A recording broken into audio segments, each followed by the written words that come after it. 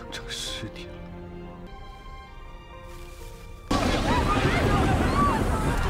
百亿分子，窒息、分离、凶顽兮，都是那么中庸。在那些，我根本不在乎。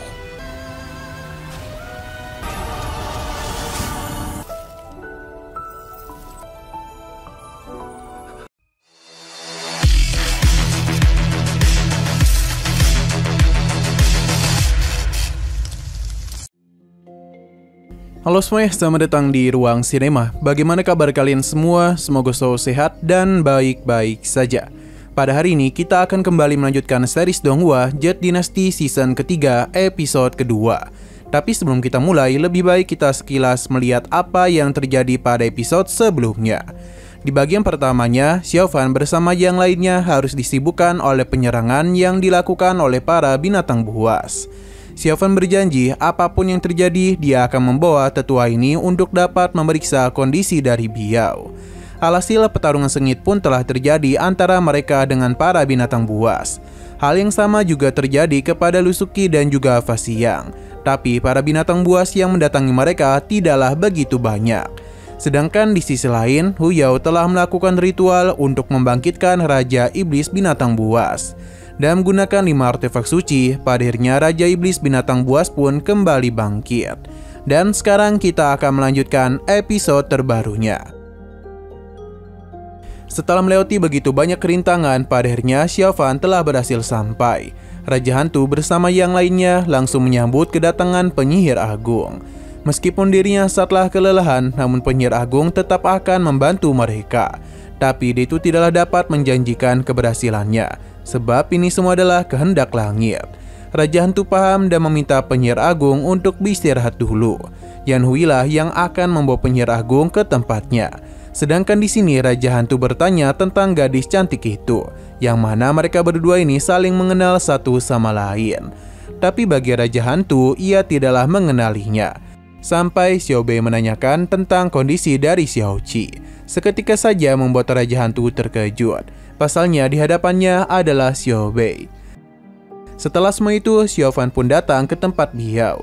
Karena setiap kali dia kembali dari perjalanan, Xiaofan selalu menjenguknya.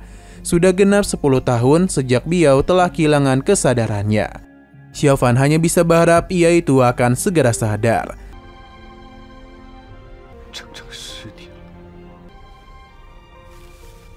Sedangkan Xiao Bei sendiri tengah melihat lukisan dari Xiao Qi yang dibuat oleh Raja Hantu. Rasa penyesalan masihlah dirinya rasakan karena tidak dapat menyelamatkan Xiao Qi. Untuk Xiao Bei sendiri barulah tahu kalau yang ingin Xiaofan selamatkan adalah putri Xiao Qi dan Raja Hantu. Raja Hantu berjanji kalau dia tidak akan kehilangan Biao seperti apa yang menimpa Xiao Qi. Xiao Bei yakin kalau Biao pasti akan bangun. Selain itu, Xiao Qi tidaklah salah menilai Raja Hantu. Kembali ke tempat penyihir agung, di mana ketika melakukan perjalanan itu, dirinya sudah melakukan perpisahan dengan seluruh warga. Sepertinya dia ini menganggap kalau ini adalah perjalanan terakhirnya. Jadi dia itu meminta para warga untuk tidak mengkhawatirkannya. Xino berpindah ke tempat Dewa Binatang telah bangkit.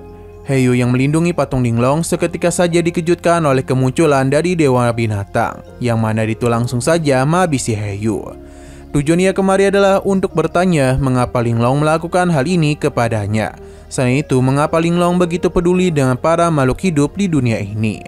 Dewa Binatang sebenarnya sangatlah mencintai Linglong. Bahkan dia itu sama sekali tidaklah mempermasalahkan jika Linglong ingin dia mati.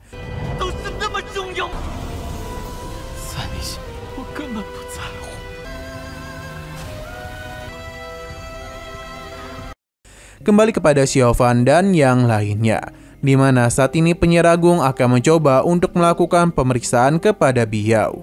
Ia mencoba untuk membunyikan lonceng akasia milik Biao, karena sisa-sisa jiwa yang dia miliki berada di lonceng tersebut. Pada awalnya tidak ada respon pada lonceng itu. Penyihir agung pun mencoba beberapa kali sampai akhirnya lonceng ini mulai bereaksi. Namun itu sepertinya bukanlah reaksi untuk menerima kehadiran mereka. Seakan-akan lonceng akasia mencoba untuk melawan. Dan benar saja muncullah sebuah serangan yang mulai mengarah kepada mereka. Untung saja mereka dapat melindungi diri dengan baik. Xiaofan sadar betul kalau lonceng akasia sedang berusaha melindungi tuannya. Untung saja ada Xiaobei di sini, jadi dia pun dapat dengan mudah menstabilkan kekuatan dari lonceng akasia.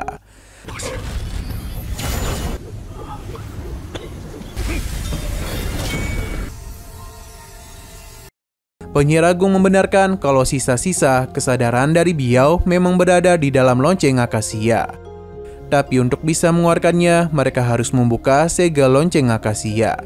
Dengan kondisi terkini dari penyihir agung, ia hanya dapat menyiapkan formasi sihir saja. Hal itu mungkin dapat menarik keluar kesadaran Biao dari dalam lonceng. Ritual ini masihlah memerlukan beberapa hal. Raja Hantu sepertinya sudah menyiapkan apa yang diminta oleh penyihir agung. Ia pun meminta beberapa orang untuk keluar, sedangkan Xiaofan dan juga Raja Hantu akan memberikan bantuan kepadanya. Namun di sisi lain, Dewa Binatang tengah melakukan sebuah ritual. Hal ini pun membuat para binatang buas yang dirinya miliki mulai melancarkan serangan kepada desa-desa sekitar. Ini layaknya sebuah wabah serangga. Hal itu dapat membakar tubuh bahkan hingga ke organ dalam.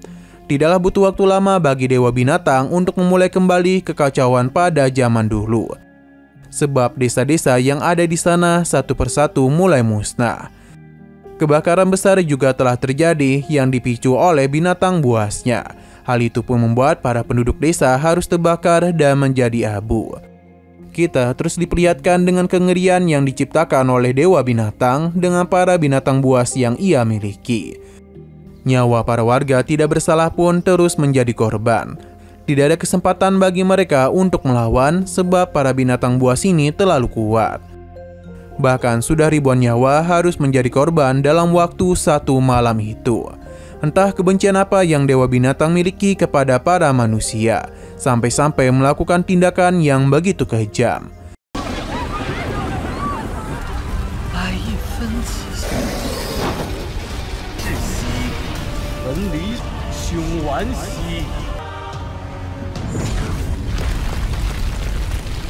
Selain itu, dia juga beralasan kalau para manusia ini dia habisi untuk dimakamkan bersama dengan Linglong. Setelah semua pembantaian ini selesai, Dewa Binatang berjanji akan pergi untuk menyusulnya. Kita lalu dibawa berpindah ke lembah Fengxiang, di mana gendang langit sudah dibunyikan sebanyak 7 kali untuk menyambut pemimpin mereka. Semua murid termasuk juga para tetua sudah berkumpul di lembah. Sampai akhirnya sosok yang tidak terduga pun telah muncul, yang mana kedatangannya membuat Sang Guance dan yang lainnya menjadi terkejut. Beliau ini adalah Yun Yinlang. Ia bingung apakah mereka sudah berhenti mengakui dirinya sebagai penguasa lembah. Wajar saja mereka semua terkejut karena sebelumnya Yun Yinlang terlihat seperti orang yang sudah sekarat. Namun tiba-tiba saja dia itu bangkit dengan wujud yang sangat muda. Mereka pun memberikan penghormatan kepadanya, sebab Yun Yinlang sudah menyempurnakan dharma sejati. Berhubung pertanda buruk sudah muncul di mana-mana, jadi Yun Yinlang berniat untuk mengunjungi wilayah tengah, tepatnya ke Sekte Xinyun dan Sekte Tianyin. Karena dia ingin membicarakan sesuatu bersama mereka. Sedangkan San Guance bertanya tentang kebangkitan dari Dewa Binatang. Untuk saat ini, Yun Yinlang tidak ingin membahas hal itu dulu, karena bagaimanapun inilah yang akan dia bicarakan bersama dua sekte lainnya. Berhubung Dewa Binatang sudah keluar, jadi dia akan membuat seluruh dunia menghentikannya.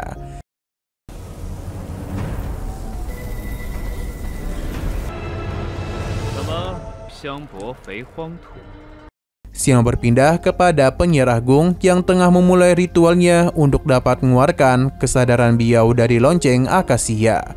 Ini bukanlah ritual sembarangan karena membutuhkan darah khusus dan juga penyihir agunglah yang dapat melakukannya. Darah-darah ini pun mulai menyusun sebuah formasi di sekitaran tempat Biao berada. Penyihir agung pun meminta mereka untuk memberikan bantuan dan jangan sampai kekuatan mereka terputus dari formasi tersebut. Raja Hantu dan juga Xiaofan mulai memasuki susunan formasi itu. Setelah mereka berada di posisi masing-masing, penyihir agung pun kembali melanjutkan ritualnya.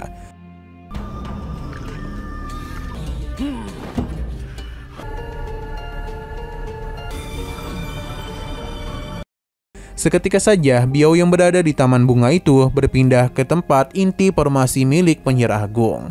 Selama proses ritual itu berlangsung, ada harga yang dibayar, di mana jantung penyihir agung akan digunakan sebagai pemicu. Api biru pun seketika saja membakar tubuhnya. Melihat apa yang terjadi membuat Xiaofan terkejut, dan dia itu juga bingung apa yang harus dia lakukan. Tapi sebelumnya penyihir agung sudah mengatakan untuk tidak terlalu khawatir. Setelah menahan rasa sakit dari rantai-rantai ini, dia pun memberikannya kepada Xiaofan dan juga Raja Hantu. Seketika saja kekuatan mereka pun tidak dapat digunakan. Sedangkan penyihir agung memanfaatkan rantai-rantai ini untuk bisa mengeluarkan jiwa yang tersisa dari tubuh agar dapat kembali ke dalam kesadaran. Penyihir agung akan mencoba untuk menarik kesadaran Biao keluar dari lonceng akasia supaya dapat masuk ke dalam tubuh Biao. Perlahan-lahan namun pasti kita pun diperlihatkan kalau kesadaran Biao sudah berhasil keluar.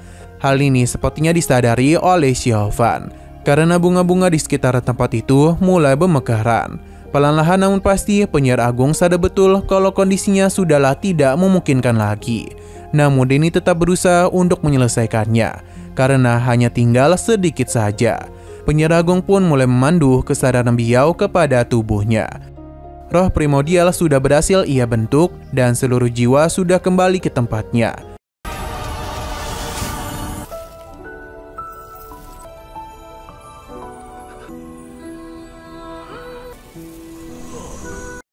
Tapi lagi dan lagi lonceng akasia menganggap kalau tuannya tengah dalam bahaya.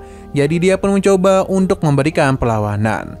Xiaofan dan Raja Hantu mencoba untuk fokus melawan hal tersebut. Yang mana secara mengejutkan Xiaofan pun bertemu dengan Biao. Di mana ia sangatlah senang karena sudah sekian lama mereka tidak berbicara. Dan akhirnya Biao pun kembali muncul di hadapannya. Namun sayang sekali apa yang ada di hadapan Xiaofan merupakan sisa-sisa kesadaran Biao. Karena kemungkinan besar ritual itu telah gagal. Raja Hantu pun melihat hal ini dan tentu saja merasa sedih. Karena mereka sudah sampai sejauh ini namun harus kembali berakhir dengan kegagalan.